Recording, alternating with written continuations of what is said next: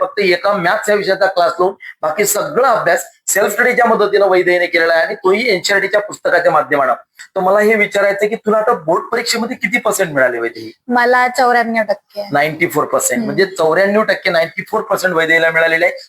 Open book taste पेपरमुळे म्हणजे तो सराव झाला माझा. त्याच म्हणजे त्याच एकाच एक गोष्टीमुळे म्हणजे ते पुन्हा पुन्हा नजरे खालून जायचे. बिलकुल मग कॉन्सेप्ट अजून क्लिअर होऊन जायचे. मग मला कोणत्या रेफरन्स बुक वाचायची मग गरज नाही गरज पडायची. पडलेली नाही. अरे वा. म्हणजे सीबीएसई मध्ये कसं एनसीईआरटीचं लाईन बाय लाईन वाचन राहायला बिलकुल. पाहिजे. ते लाईन बाय लाईन वाचन राहिलं की मग आपण जेव्हा परीक्षेला बसू बिलकुल तेव्हा म्हणजे जो चेकिंग करणारा राहील त्याला असं वाटलं पाहिजे की बा खरंच वाचून आलंय म्हणून. Correct, ते correct. पॉइंट वाईज प्रिसाईज दिसलं पाहिजे. बिलकुल वेळेपेक्षा जास्त महत्वाचं माझ्या मते कॉन्सन्ट्रेशन पद्धत आहे अभ्यास करायची. Correct correct. म्हणजे आपण 10 वेळा वाचू तीच एकच एक गोष्ट आपण त्याचा रट्टा मारून घेऊ. पण आपण Correct. जर त्याच्यावर क्वेश्चन्स करत बसू Correct. तर आपल्याला ते कन्सेप्ट पाठ होऊन जाणार. बिलकुल त्यापर्यंत आपला कॉन्सेप्ट म्हणजे पूर्ण क्लिअर होत नाही त्यापर्यंत आपण सराव केला पाहिजे. करेक्ट. कारण जर आपल्याला ती गोष्ट समजत नाही आणि आपण जर ती म्हणजे 10 वेळा म्हणजे आपण जर ते वाचायचाच प्रयत्न करत आहे तर नाही होणार. बरोबर. पण जर आपण तेच आपल्या हाताने जर आपण प्रश्न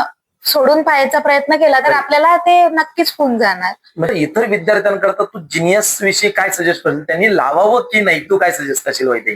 माझ्या मते तर त्यांनी लावायला पाहिजे. कारण जर आपण घरचा अभ्यास म्हटलं तर आपण नाहीच करू शकत एवढा अभ्यास.